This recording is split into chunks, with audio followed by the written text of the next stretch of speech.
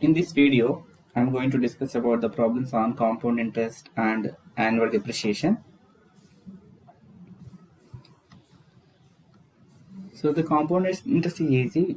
Already you guys know about the simple interest. Simple interest is nothing but the principal amount into the rate of interest into the time by 100, right? Where P is the principal amount, P is the principal amount, and R is, let's say, the rate of interest per annum, rate of interest per annum, right? And the T is time, maybe number of years, right? So this is the simple interest formula. So when you take the rate of interest in percentage, we use 100. Otherwise, if you take the R by 100 value, suppose if it is 12%, if you take the 0.12, we don't need to use 100 here. This simple interest formula. So now the compounding interest, compound interest is nothing but every year the interest gets credited to the principal amount, and it will be added to the principal amount and will get interest on interest. So by assuming that in a case where it's compounded annually,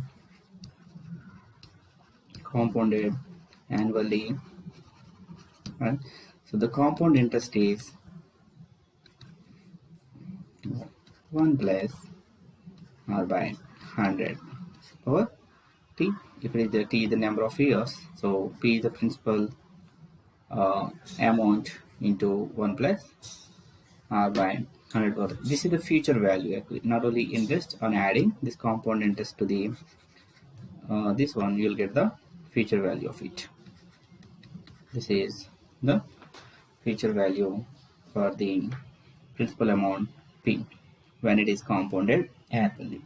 So on the other hand, if it is compounded quarterly or half yearly or monthly, based on that, you can divide R and T. Okay. For example, if it is compounded quarterly, then R can be divided 4 times. That is, the future value will be P into 1 plus R by 100 into 4. So 1/4 of the interest per annum, and T will be 4 times T. Suppose if it is some 5 years, if it is annual we use just 5, if it is quarterly 4 into 5. So 20 times it gets compounded, so that it is P into 1 plus R by 100. So what is depreciation then? So depreciation, let's say that annually, if you consider for annually, then the future value will be for the same rate of interest plus 1 minus R by 100 over to the power T, where T is the number of years and R is the depreciation rate per annum. Okay, here R is rate of interest per annum. In this case, R is depreciation rate per annum.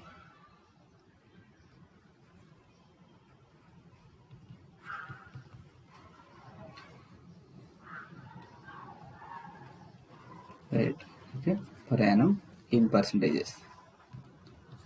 Right, so these are the formulas we use for simple interest, compound interest, right?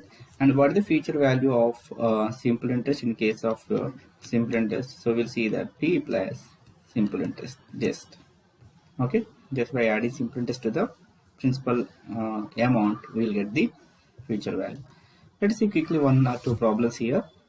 So $100 invested for 3 years at an annual interest rate of 5% compounded monthly, right? So when it's compounded monthly, so what you have to take? The rate of interest, that is, maybe let me write the future value is the principal amount is $100 into 1 plus interest is 5 when it is compounded monthly. So this 100 into 12, and for 3 years is 12 into 3. This will be the value of the value in the future when it is compounded monthly. If it is compounded yearly, for example, if it is compounded yearly, so we will take the future value as 100 into 1 plus 5 by 100 for 12. right? I mean, sorry, 3 for 3 years.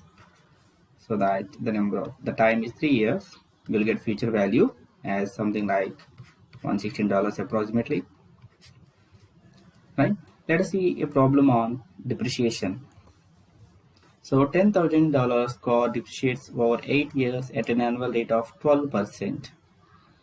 So when it depreciates at an annual rate of 12%, what is the future value after 8 years? That is the question. So that $10,000 into 1 minus 12 by 100 power 8. This will be the future value of the car. Right? What is the future value of the car in this case will be approximately, I mean, when you round it to nearest dollar, you'll get $2156.